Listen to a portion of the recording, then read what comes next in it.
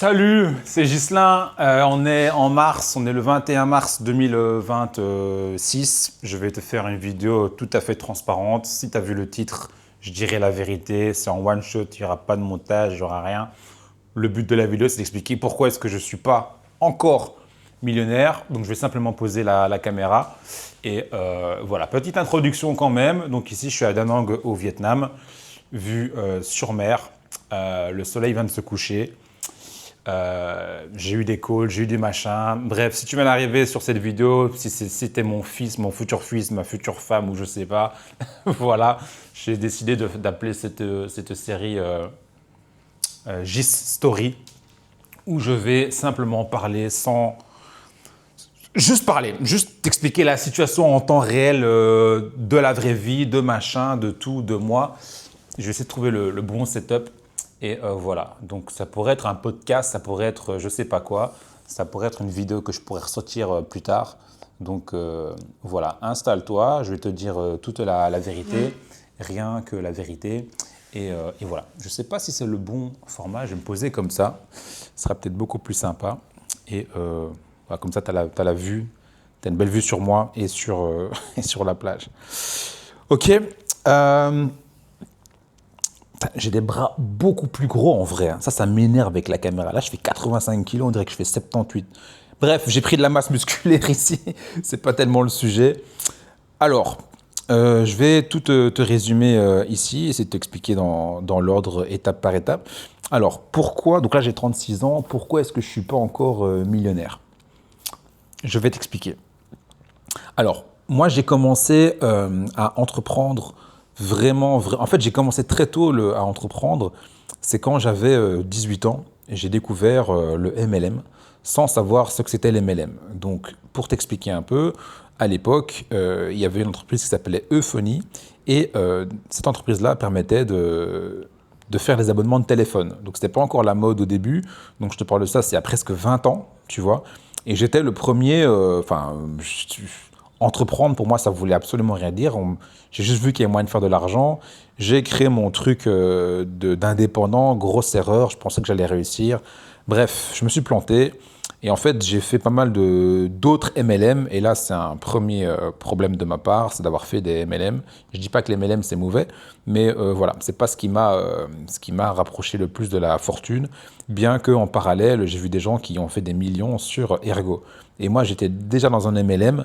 Et je voyais des gens chez Ergo qui faisaient plein d'argent et je me disais, ah ouais, non, j'avais dit que j'arrêtais les MLM, machin et tout, bref.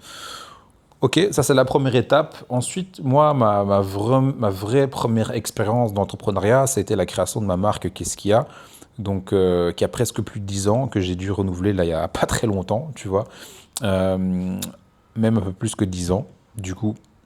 Donc c'était vers mes 25 ans, enfin bref. Et donc là, j'ai eu ce projet qui était enfin un projet et j'allais chez Zeman. J'allais prendre des t-shirts assez basiques et j'avais floqué le logo Qu'est-ce qu'il y a. Il faut savoir que plein de gens avaient essayé de créer une marque avec ce projet-là à la base. Donc il y a plein de gens qui avaient déjà essayé de faire des projets avec le mot Qu'est-ce qu'il y a. Et moi j'ai voulu en faire une marque de vêtements, donc je déposais la marque, j'ai fait les choses bien. Et au début c'était un délire dans ma tête. Et puis en fait il y a des gens qui ont kiffé et donc j'ai commencé à floquer, donc sans tuto. Donc j'allais voir les entreprises pour faire floquer mon truc et je leur vendais à des potes, quoi. Mais je leur vendais sans marge. Je disais, voilà, je prenais le t-shirt à 15 balles et je disais aux gens, ben voilà, le flocage m'a coûté 3 euros, donc je prends 2 euros de marge et c'est peut-être le déplacement. Donc voilà. Et en fait, je ne vais pas dire que ça a pris de l'ampleur, mais les gens commencent à connaître, les gens commençaient à vouloir l'acheter. Bref, j'ai pas envie de parler de toute la marque, de tout ce que j'ai fait, mais en gros, il y a eu un moment fatidique dans la création de cette marque où je commençais vraiment à entreprendre. Ça veut dire que j'allais chercher mon petit stock, j'ai créé mon petit site web, j'ai obtenu un microcrédit pour financer une vraie collection. Et là, je me suis planté de fou. Ça a été ma plus grosse erreur, c'est que je me suis planté de fou. Ça veut dire que j'ai pris une étudiante, j'avais une certaine vision du t-shirt, j'ai voulu faire des t-shirts un peu spéciaux, machin, etc. Bref, la collection n'est pas sortie comme je voulais.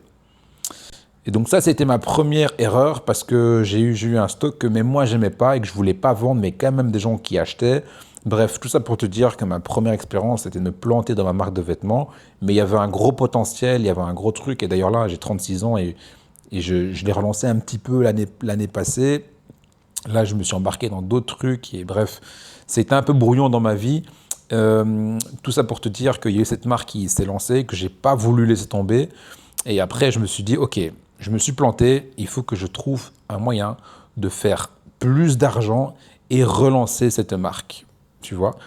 Ça, c'était ma première expérience. Et donc là, j'ai découvert le dropshipping. Okay, j'ai découvert le dropshipping peut-être 4 à 5 ans après. Donc là, j'ai 27 ans.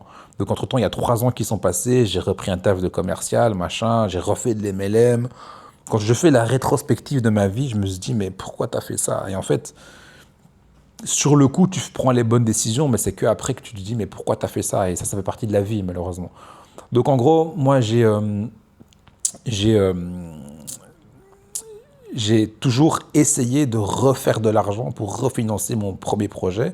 Et en fait, je me suis lancé dans le dropshipping parce que j'ai vu que c'était une dinguerie. Et pour moi, je trouvais ça comme un moyen intéressant de plus avoir à travailler, de faire de l'argent, donc déjà d'être autonome. Et dans le dropshipping, je me suis rendu compte que c'était plus intéressant d'avoir sa propre marque e-commerce. Et mon plan, ça a été de faire vite de l'argent dans l'e-commerce pour financer mon projet principal.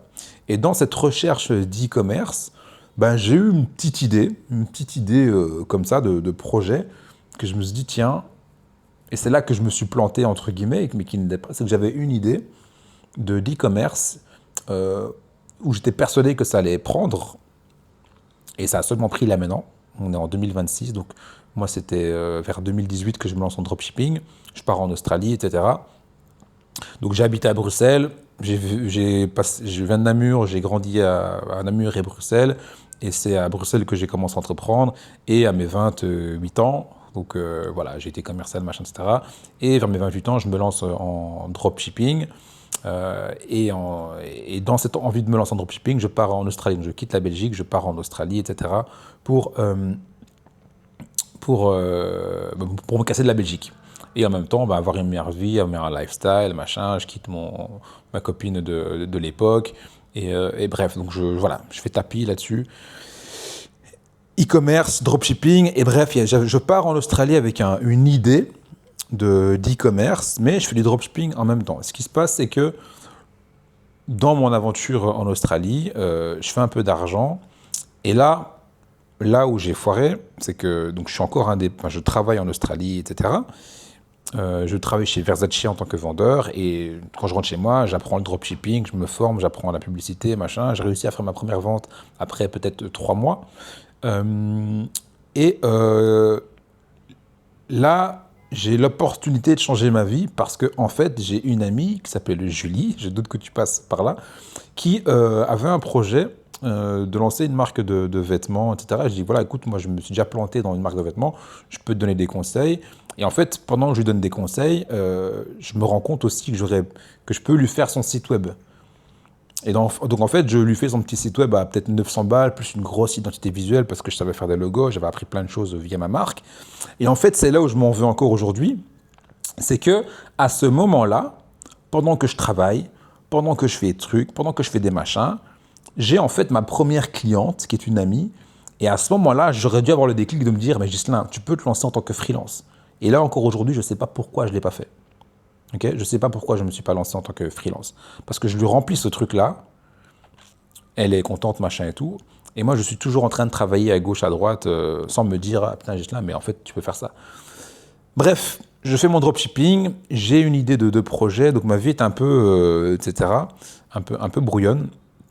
Et durant cette aventure en Australie, je rencontre une fille qui vient de Singapour, machin, etc. Et la vie fait que je me retrouve à Singapour avec elle, etc. Et en fait, j'avais cette idée de projet que j'avais en tête. Et ouais, l'histoire est trop longue, faut que je résume. En gros, je suis en train de voyager en Asie avec cette fille-là et on finance mon idée de projet qui est une invention, qui est juste ici, qui est enfin ici, qui est ça, qui s'appelle bigossure.com. Tu pourras aller voir le site, etc. Donc là, je suis avec elle et j'ai ce projet en tête et j'essaie de vendre des formations pour faire de l'argent alors que j'avais juste à me lancer en tant que freelance. Et, euh, et pendant que je suis en train de voyager avec elle, il y a ce projet-là qui galère, mais qui prend du temps, machin et tout. Puis après, avec la fille, on se sépare. Le projet il tombe à l'eau. Et moi, je suis en train de voyager. Je suis en Australie, etc. Bref. Donc, en fait, j'ai deux projets. J'ai ma marque que j'ai laissé tomber. Et j'ai ce projet-là qui est laissé tomber. Et en fait, le premier projet, je comprends que j'ai fait une erreur et que je ne me suis pas entouré des bonnes personnes. Dans le deuxième truc, je ne me rends pas compte de ce que je fais, je suis dans l'action, je vis à l'instant présent, mais je me retrouve embarqué dans deux projets qui sont tous les deux sérieux, mais je me dis jamais que ce projet-là va vraiment aller jusqu'au bout, tu vois. Tu iras voir sur le site, j'ai pas parlé de ça. Donc là, j'ai presque 30 ans. Je prends des décisions qui sont logiques à l'instant T, sans trop réfléchir, sans aller plus que ça, parce que les opportunités se présentent à moi. Je commence à voyager et tout, etc. Voilà, tu vois. Comment te résumer la suite? Donc là, j'ai presque 30 ans, je vis ma vie, etc. Je reviens en Belgique, machin, etc. J'ai laissé tomber le produit, j'ai ma marque de côté, j'ai ce projet-là qui est de côté, donc j'ai deux projets qui est de côté, et mon focus, c'est juste de faire du capital pour financer ces deux projets, en fait. Ces deux projets, et donc là, j'ai 36 ans, je me retrouve avec trois projets. Donc la différence, c'est que là, maintenant, tout est prêt.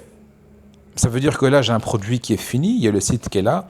Ma marque de vêtements, j'ai lancé quelques petits trucs en fin de l'année, mais je reviens chaque fois avec la case départ du capital. Et là encore, aujourd'hui, c'est encore mon défaut. Je manque de capital pour financer une bonne fois pour toutes mes projets. Et j'ai 36 ans et je suis déterminé.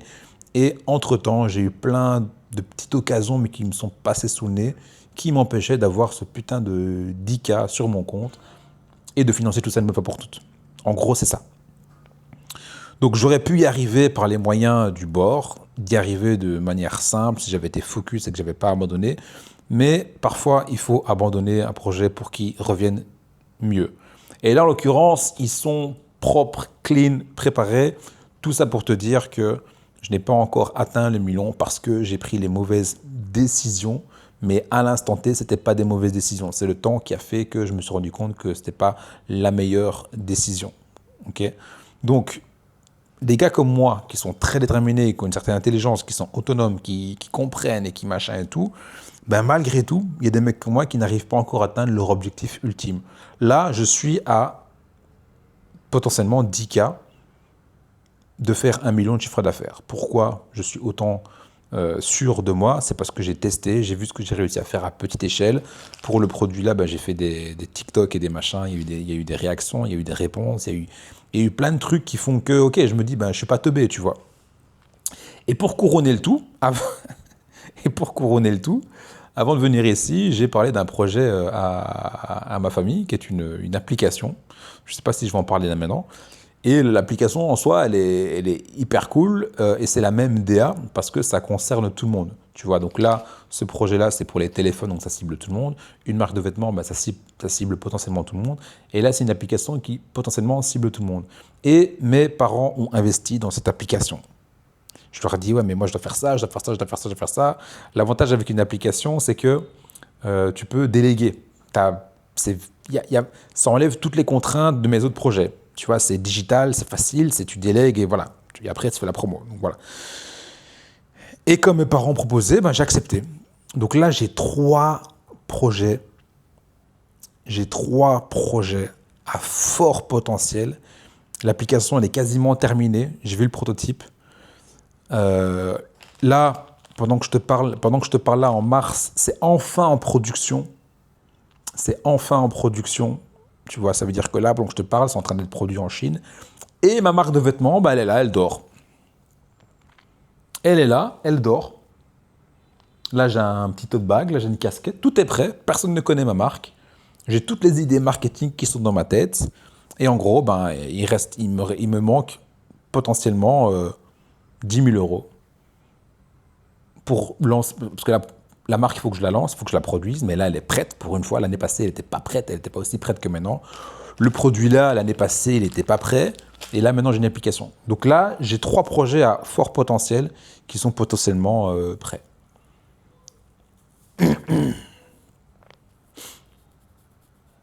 Et le pire dans tout ça, c'est que je suis en train de lancer, je suis en train de bosser sur un truc qui pourrait enfin me mettre tranquille sur mon capital, sans que j'ai besoin de prospecter, de chercher après de l'argent, machin, etc. Donc là, je viens de terminer un site web pour un client qui est bien fait. Ça a été facturé 2000 balles il y a 2 mois, mais comme je suis à Danang, j'ai pu vivre tranquillement.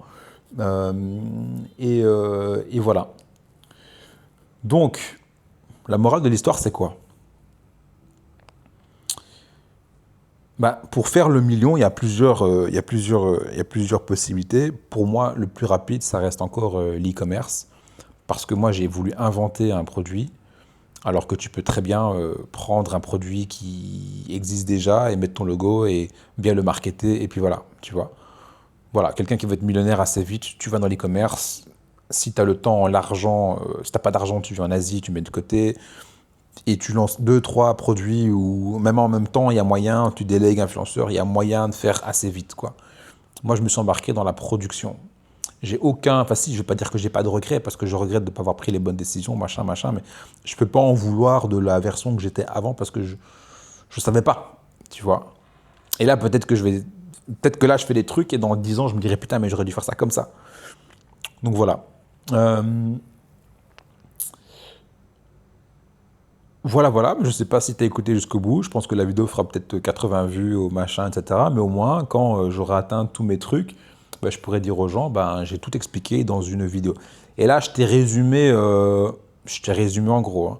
En gros, j'ai lancé une marque de vêtements qui est un peu foirée, mais qui a un intérêt, parce que ça s'appelle Keskia et voilà, ça pourrait être la meilleure marque francophone au monde, tu vois, parce que dès que je vois un truc Keskia, ben, les gens ils me parlent, et puis la marque elle est bien, etc. Je me suis planté, j'ai foiré, etc. Ensuite, j'ai lancé un deuxième produit qui a mis beaucoup de temps avant de se lancer. Et là maintenant, ils sont prêts. Donc voilà, j'ai 2 produits à fort potentiel qui sont prêts. Et en parallèle, j'ai lancé une application. Donc là, j'ai 3 projets qui sont carrés, propres, prêts à faire le million. J'ai toute l'énergie, tout qui est prêt pour lancer ça. Et mon quatrième blocage, c'est de bosser sur un capital temporairement, parce que mon but, c'est d'être à 100% sur mes projets. Voilà, c'est tout. Mais à part ça, tout va bien, je suis bien dans ma peau, je manifeste, je prie, ma famille va bien. Ici, je suis posé. Alors, on a eu un petit peu de visite, tu connais, tu vois. Mais voilà, on est quand même assez focus. Et, euh, et voilà, j'ai plus rien à dire. Je vais essayer de documenter un peu plus, d'expliquer les mises à jour, d'expliquer l'avancement. Je vais essayer de faire une vidéo au moins chaque semaine. Et, euh, et voilà, J-Story, épisode 1. Ciao, ciao!